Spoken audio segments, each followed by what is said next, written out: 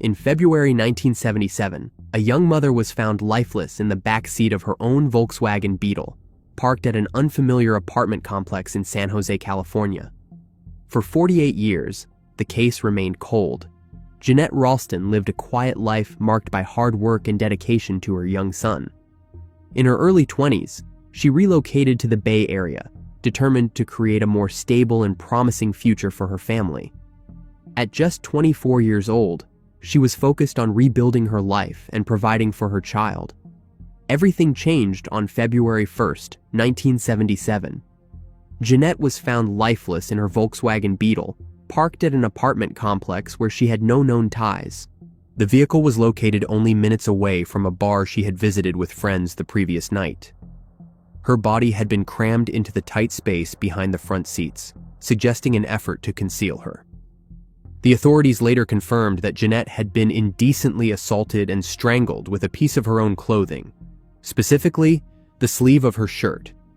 The person responsible had also tried to burn the vehicle, possibly in an attempt to destroy evidence, but the fire never took. These disturbing details pointed to a violent and calculated act, yet the investigation quickly stalled due to a lack of immediate leads. Witnesses from the bar recalled that Jeannette left with an unknown man, assuring her friends she would return shortly. Her final words, "back in 10 minutes," were the last anyone heard from her. The investigators were given a description of the man, which was later turned into a composite sketch, but no one came forward to identify him. A carton of Eve cigarettes was retrieved from the vehicle, among other items, yet the limited forensic tools of the time hindered deeper analysis. Despite the evidence gathered early on, the case eventually went cold. Nearly 5 decades passed without answers. The investigators from the Santa Clara County District Attorney's Cold Case Unit, working alongside the San Jose Police Department, took another look at the evidence from the 1977 crime scene. This time, they applied modern forensic methods that had not been available during the initial investigation. Their re-examination led to a breakthrough. A fingerprint on the pack of Eve cigarettes was reanalyzed and stood out as a potential lead. In August 2024, the fingerprint was matched to Willie Eugene Sims, a 69-year-old man living in Ohio.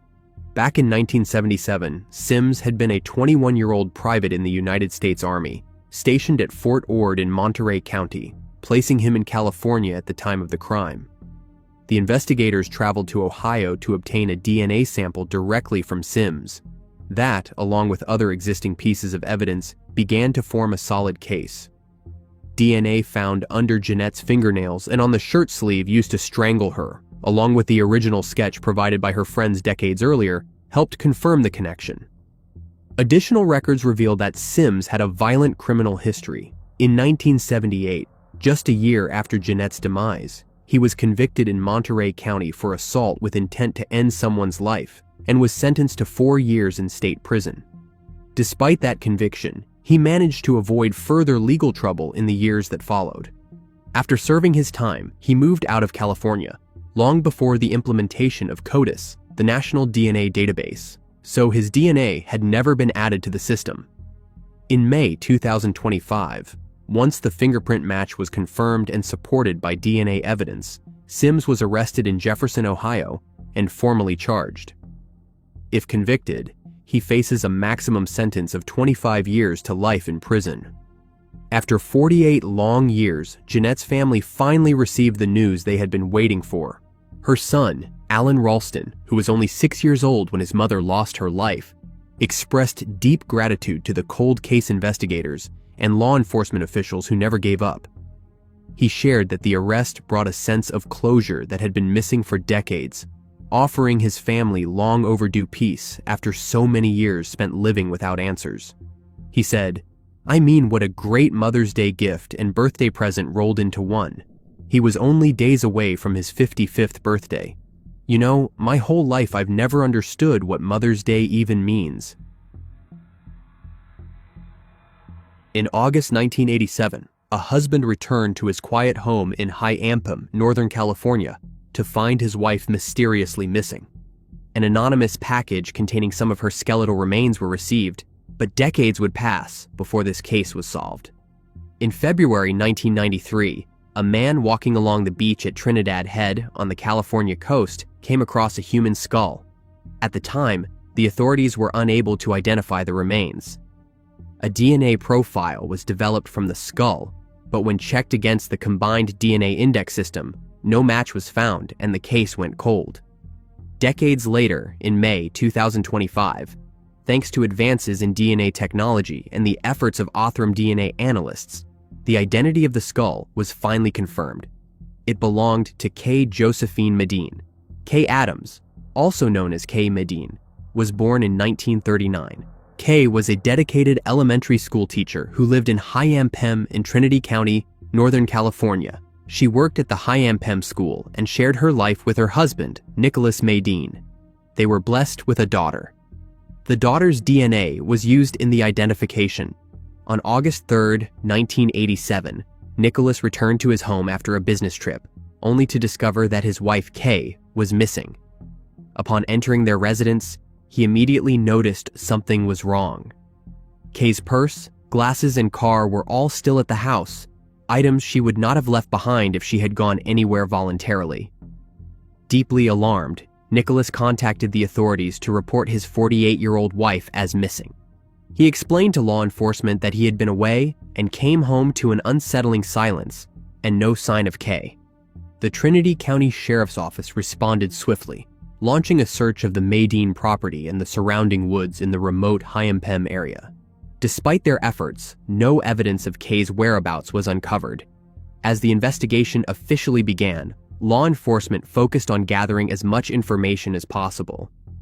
Friends, neighbors, and family members were interviewed to piece together Kay's last known movements. However, these conversations yielded no significant leads. Nothing in her behavior suggested that anything was amiss. Her sudden disappearance puzzled those closest to her. The absence of any signs of struggle or forced entry only deepened the mystery. As word of Kay's disappearance spread, the community rallied to support the search. Volunteers combed the rugged terrain surrounding the Medin home, navigating the dense forests and steep slopes of the Trinity Mountains. Despite the challenging environment and their best efforts, no trace of Kay was found. Each day that passed without answers only added to the growing sense of unease. Several months after Kay's disappearance, in November of 1987, the investigation took a grim turn. The sheriff's department in neighboring Humboldt County received a chilling package from an anonymous sender. Inside the package was a disturbing combination: an anonymous letter and some of Kay Adams's skeletal remains. The letter provided specific details, directing the investigators to the location of additional remains. Following the instructions in the letter, law enforcement officers traveled to a remote area near a road about 45 miles from Kay's home. There, they discovered more skeletal remains, believed to be connected to the missing teacher. These findings offered the first concrete physical evidence since Kay had vanished months earlier. Forensic experts confirmed the identity of the remains through dental records, putting an end to any uncertainty about who they belonged to. Despite this breakthrough, the cause of Kay's demise remained a mystery. The condition of the remains made it impossible for the investigators to determine how she had lost her life or what circumstances had led to her tragic fate. The discovery of Kay's remains did not lead to any arrests, and the case eventually went cold. In 1988, a certificate was officially issued for Kay. This legal step acknowledged her demise, despite the fact that she was still legally classified as a missing person. Finally, in 2025, the skull found in 1993 was identified. Authorities from the Humboldt County Sheriff's Office acknowledged the baffling nature of the case. They expressed uncertainty about how the majority of Kay's remains ended up 45 miles from her home, while her skull was found nearly 100 miles away on the coast. Nicholas, Kay's husband, passed away in 2018. Throughout the investigation, the police have stated that they do not consider him a suspect in her demise. The police have appealed to the public for any information that could shed light on Kay's disappearance and demise. They hope that someone, somewhere, might hold a crucial piece of information that can finally help solve the case. In the fall of 1997, skeletal remains were found near 43rd Street and 7th Avenue in Tampa, Florida. For more than 28 years, the identity of the man remained a mystery. Alongside the remains, the investigators found a valid resident alien card and social security card, offering a glimmer of hope in identifying the individual. However, that hope quickly faded as attempts to trace relatives or verify the documents hit an end. The cause of demise remained unknown, and with no clear direction, the investigation stalled. Even the involvement of the Mexican consulate in November 1997 yielded no helpful information. At the time, the authorities struggled to determine whether the man's demise had been natural, accidental, if he ended his own life, or if it is the result of foul play. For more than 28 years, the skeletal remains remained nameless. Despite periodic reviews, no new evidence surfaced, but recent advancements in forensic science have sparked renewed interest in forgotten cases like this one. The Hillsborough County Medical Examiner's Office, once limited by the technology of the 1990s, has embraced the growing field of DNA analysis and forensic genealogy. In early 2024, the Hillsborough County Medical Examiner's Office took a decisive step forward by reopening the decades-old case. This renewed effort came through a collaborative initiative with U.S. Customs and Border Protection's Missing Migrants Program and the Mexican Consulate. Rather than relying on forensic genealogy, the investigators employed routine DNA testing to pursue any potential familial connections. Their efforts paid off when they located a woman in Guanajuato, Mexico, who turned out to be the sister of the unidentified man. A cheek swab collected from her in August 2024 provided a long-awaited DNA match to the skeletal remains discovered in Tampa nearly 30 years earlier. In May 2025, with that DNA match, the authorities were able to confirm the identity of the deceased as Rodolfo Barcenas Guerrero. This breakthrough ended years of uncertainty, finally putting a name to the man whose remains had languished in anonymity since 1997. The Mexican consulate quickly stepped in to facilitate the next steps, working to ensure that Rodolfo's cremated remains would be returned to his family. Despite confirming his identity, the precise circumstances of his demise remain unsolved. The cause and manner of demise, originally deemed undetermined in 1997, still elude investigators today. Whether Rodolfo lost his life as a result of natural causes, an accident, or under more suspicious circumstances is something that remains a mystery. In December 1983, a person stepped into a quiet farmhouse in Walker, Iowa, only to find a horrifying scene. Despite an immediate investigation, the trail went cold for decades. Ronald Lee Novak was born on November 11, 1959, to Robert and Marguerite Novak in the southwest part of Cedar Rapids, Iowa. The youngest of 7 siblings, Ronald grew up surrounded by a large family in a working-class environment. He attended Jefferson High School and graduated in 1978. As the years passed, Ronald remained close to his roots. By the early 1980s, he had settled in a rural area near the small town of Walker, just outside Center Point, Iowa. There, he found work in construction and mechanical repair, relying on his hands and practical skills to make a living. The peaceful countryside offered him the solitude he appreciated, and he led a relatively low-profile life. Despite his preference for privacy, Ronald maintained close ties with his family and a tight circle of friends. By December 23, 1983, Ronald was anticipating the holidays. It was the eve of Christmas Eve, and he looked forward to celebrating with his loved ones. At 24 years old, he had plans to spend time with his family and his girlfriend. His girlfriend and his best friend, Dale Laver, were expected to visit him later that evening. On the morning of December 24th, life came to a shocking and violent end. A friend arrived at Ronald's home, only to discover a gruesome scene. Ronald was found deceased in an unheated room of the house, the victim of what appeared to be a robbery or burglary gone horribly wrong. His hands were bound behind his back, and his body showed signs of brutal trauma. He had been beaten repeatedly with 2 hammers and a golf club. Both weapons were still lying near his body, and he had been shot once in the upper right arm with a .22 caliber handgun. The brutality of the crime was jarring, but perhaps even more heartbreaking was the sight of Ronald's 3 loyal dogs. They huddled around his lifeless body in the frigid room, visibly shivering as they tried to offer him warmth, refusing to leave his side. The friend, shaken by what he saw, wasted no time and quickly alerted the local authorities. When the police officers arrived at the scene, they immediately recognized the magnitude of the violence that had taken place. An investigation was promptly launched. As the detectives surveyed the scene, they noted the signs of a fierce struggle. Blood was splattered throughout the room, indicating that Ronald had fought back. Nearby, his cordless telephone lay discarded near the golf club and hammers, as if he had attempted to call for help but was overpowered. His wallet was missing, a detail that pointed to theft as a motive. According to Ronald's brother Don Novak, Ronald typically carried several $100s in cash, money that was gone. The police also noticed a broken window in the kitchen door, suggesting that at least one of the attackers had tried to force entry there. Interestingly, that door remained locked, and Ronald's loaded shotgun, usually kept near the entrance, had not been used. This detail raised further questions about how the intruders had gained access and why Ronald, who was usually cautious, had not reached for his weapon. The investigators would later uncover even more troubling elements inside the home.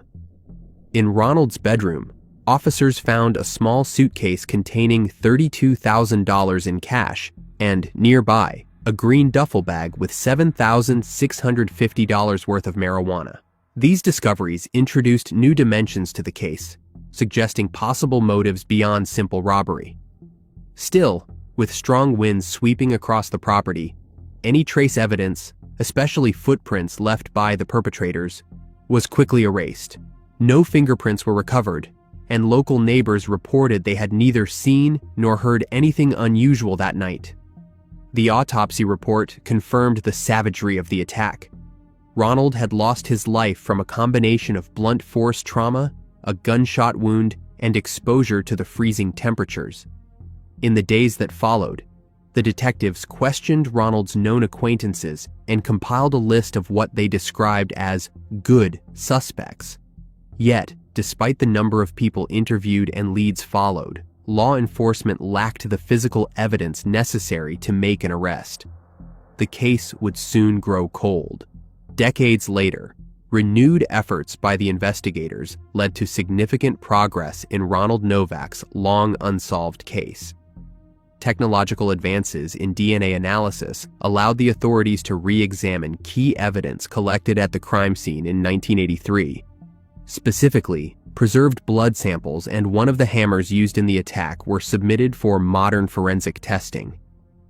By May 2025, a critical breakthrough emerged. A DNA match was made to 64-year-old Michael Shapert of Fairview, Oregon. The identification of Shapert was made possible through a combination of conventional laboratory testing and genealogical DNA techniques. Blood and touch trace DNA were discovered on Ronald's clothing, and one of the hammers believed to have been used in the fatal beating. These materials had been carefully preserved for more than 4 decades. DNA Labs International conducted the initial forensic testing, while Parabon Nanolabs provided genetic genealogy information that ultimately led the investigators to Shapert as a key suspect in the case. According to the investigators, evidence indicates that Shapert was not acting alone. The investigation suggests that Shapert, along with other unidentified individuals, likely went to Ronald's rural home with the intent to rob him of cash and marijuana. The large amount of money and substances found at the scene in 1983 supports this theory. What was intended as a robbery quickly escalated into a brutal and fatal attack, leaving Ronald bound, beaten, shot, and left to pass away in freezing conditions. In May 2025, Shapert was arrested in Oregon by a joint effort of federal and local law enforcement. He was formally charged in the first degree and is pending extradition to Lynn County, Iowa.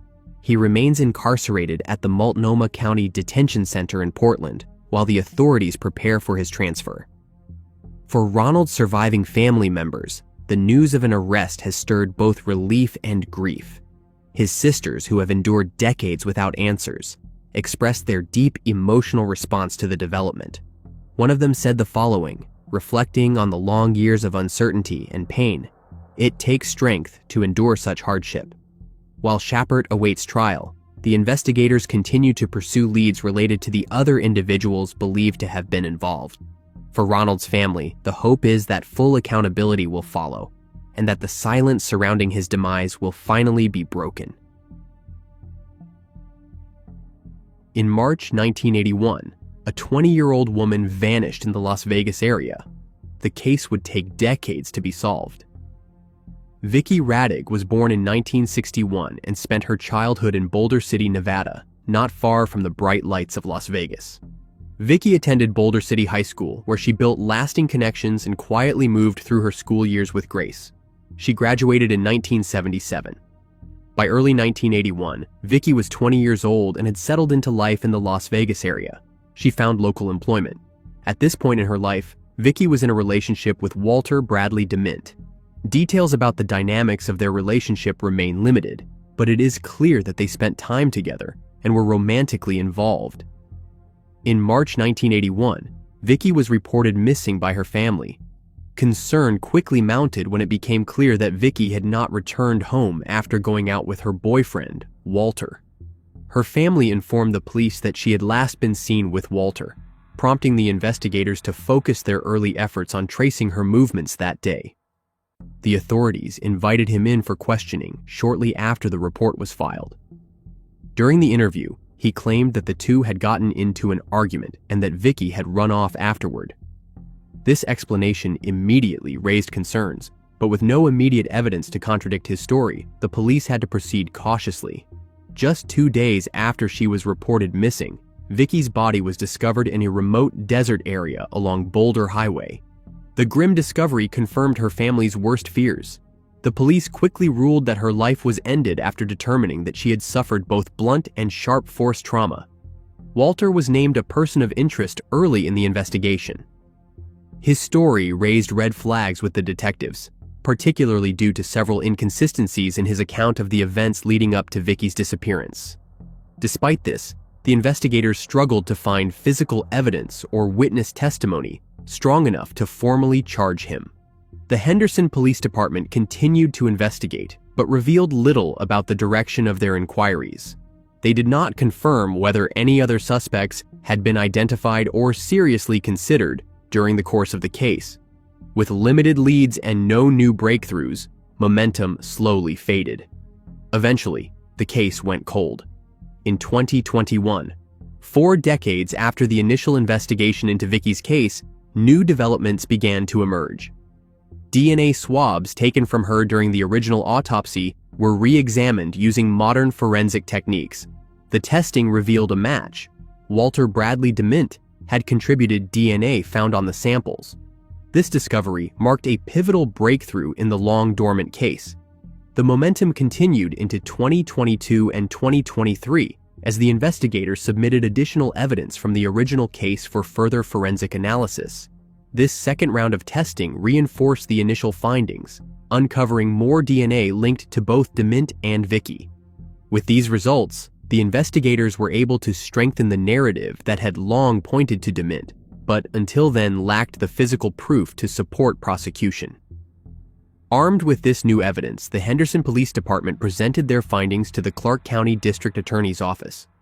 In April 2025, after reviewing the forensic results and the history of the investigation, the DA's office agreed with the police conclusions.